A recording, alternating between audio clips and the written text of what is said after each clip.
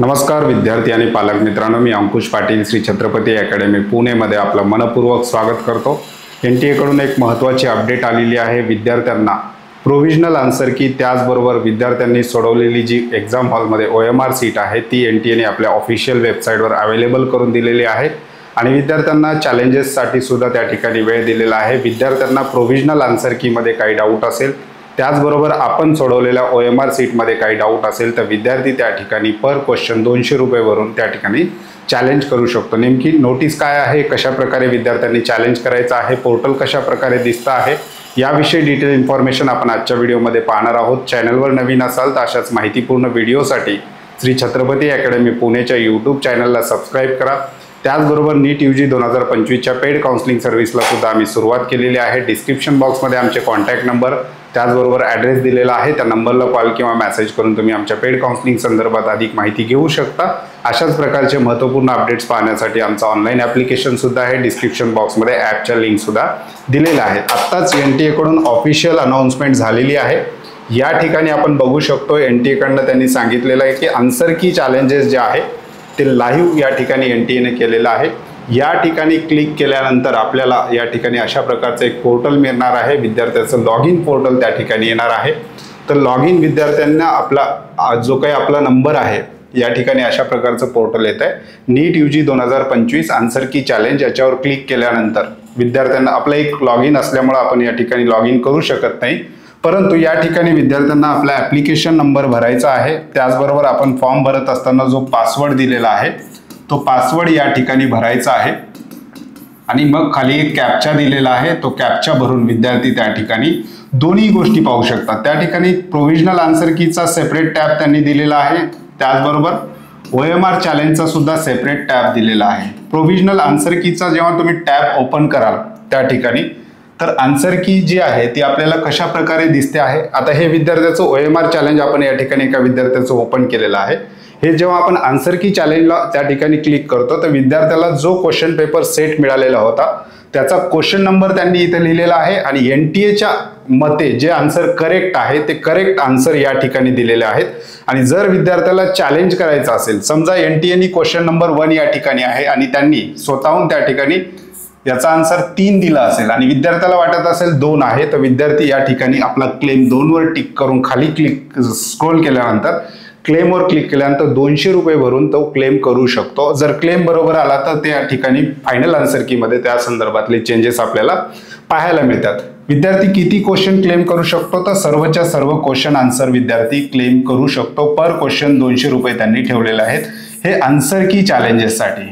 पुन्हा विद्यार्थ्याची OMR सीटवर जर विद्यार्थ्यांनी क्लिक केलं तर त्यांनी सोडवलेला जो पेपर आहे तो जशाचा तसा स्कॅन पेपर आपल्याला स्क्रीनवर दिसतो आहे आणि त्याच्यानंतर आपण त्याला चॅलेंज करायचं असेल तर चॅलेंजवर क्लिक केल्यानंतर तुमची OMR सीट NTA नी मशीनमध्ये स्कॅन केल्यानंतर जे आन्सर त्या ठिकाणी तुमचे रेकॉर्ड झालेले आहेत ते त्या ठिकाणी दिसतात। आणि तुम्हाला असं वाटत असेल की OMR मध्ये आपण वेगळं भरलेलं होतं आणि मशीन रेकॉर्डमध्ये वेगळं आन्सर या ठिकाणी पुट त्यांनी केलेलं आहे, त्याला सुद्धा तुम्ही चॅलेंज करू शकता। एका विद्यार्थ्याचा आपण या ठिकाणी ओपन केलेला आहे।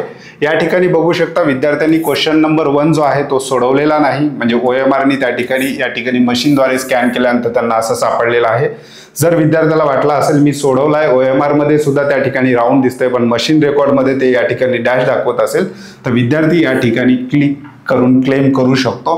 क्वेश्चन नंबर 2 सुद्धा विद्यार्थ्यांनी ब्लँक सोडलेला होता। क्वेश्चन नंबर 3 विद्यार्थ्यांनी जो सोडवलेला आन्सर आहे ते 2 आहे आणि हे 2 विद्यार्थ्यांनी OMR सीट्स मध्ये सुद्धा बघायचं आहे। विद्यार्थ्यांनी जर वेगळं सोडवलं असेल आणि रेकॉर्डमध्ये वेगळं दाखवत असेल तर विद्यार्थी या ठिकाणी क्लेम करू शकतो। किती क्लेम करू शकतो तर संपूर्ण क्वेश्चन विद्यार्थी त्या ठिकाणी क्लेम करू शकतो। एका क्वेश्चनला 200 रुपये याप्रमाणे विद्यार्थी त्या ठिकाणी क्लेम करू शकतो। अशा प्रकारची स्लाइड विद्यार्थ्यांना दिसणार आहे। अगदी सोपी प्रोसेस आहे।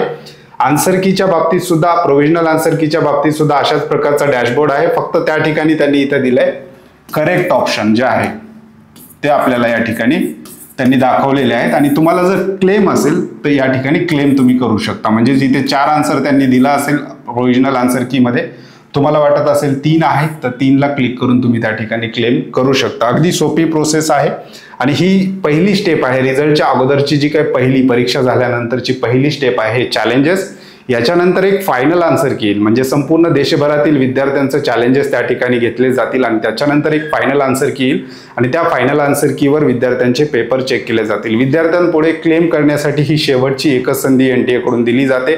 याच्यानंतर कुठलंही म्हणणं विद्यार्थ्यांचं ऐकून घेतलं जात नाही. त्यामुळे ज्या ज्या विद्यार्थ्यांना डाऊट असेल, आपल्या OMR सीटमध्ये असेल किंवा OMRचं मशीननं रेकॉर्ड केलेले जे आन्सर असतील त्याच्यावर डाऊट असतील किंवा प्रोव्हिजनल आन्सर की जी दिलेली आहे आपल्या बुकलेटची त्या क्वेश्चनच्या आन्सरमध्ये तुम्हाला काही चुकीचं वाटत असेल तर तुम्ही त्या ठिकाणी क्लेम करू शकता. विद्यार्थ्यांना क्लेम करण्यासाठी सुद्धा NTA वेळ दिलेला आहे. तो वेळ कशा प्रकारचा आहे ती नोटीस सुद्धा आपण या ठिकाणी पाहू शकतो. त्यांनी सांगितलेलं आहे 2 प्रकारचे चॅलेंजेस NTA आता घेत आहे. पहिला आहे आन्सर की चॅलेंज. पहिल्या विद्यार्थ्यांनी आन्सर की चेक करायचे आहे. 200 रुपये ईच आन्सर, म्हणजे ईच चॅलेंज, एका क्वेश्चनला चॅलेंज केलं तर 200 रुपये त्या ठिकाणी. तुम्ही 2 करत असाल तर 400 रुपये. हे नॉन रिफंडेबल आहे आणि जर तुमचं चॅलेंज बरोबर असेल तर तुम्हाला मेलद्वारे किंवा कसल्याही प्रकारे कळवलं जाणार नाही. फायनल आन्सर की मध्ये ती सुधारित करून ते आन्सर की विद्यार्थ्यांना दिली जाईल. एंड डेट कधी आहे, लास्ट डेट आहे चॅलेंज करण्याची 5 जून 2025 पर्यंत विद्यार्थी त्या ठिकाणी चॅलेंज करू शकतात. कधीपर्यंत? 11:50 पर्यंत, म्हणजे सायंकाळी 11:50, म्हणजे रात्रीचे 11:50 पर्यंत विद्यार्थी त्या ठिकाणी चॅलेंज करू शकतात. अशा प्रकारची एक महत्त्वाची अपडेट NTA ने दिलेली आहे. याचीच प्रतीक्षा विद्यार्थी करत होते. याच्यानंतरची जी स्टेप असणार आहे ती डायरेक्ट रिझल्टची असणार आहे. या संदर्भातलं डिटेल जे इन्स्ट्रक्शन आहे त्या संदर्भात सुद्धा आपण डिटेल व्हिडिओ बनवणारच आहोत. त्यामुळे चॅनलवर नवीन असाल तर अशाच माहितीपूर्ण व्हिडिओसाठी श्री छत्रपती अकॅडमी पुणेच्या YouTube चॅनलला सबस्क्राईब करा. पेड काउन्सिलिंगसाठी आमचे ऑफिशियल कॉन्टॅक्ट नंबर दिलेले आहेत, त्या नंबरला कॉल किंवा मेसेज करून तुम्ही आमच्या पेड काउन्सिलिंग सर्व्हिस विषयी अधिक माहिती घेऊ शकता. तुर्तास आजच्या व्हिडिओमध्ये आपण इथेच थांबतोय. पुन्हा भेटूयात आणखी एका नव्या आणि माहितीपूर्ण व्हिडिओमध्ये. धन्यवाद.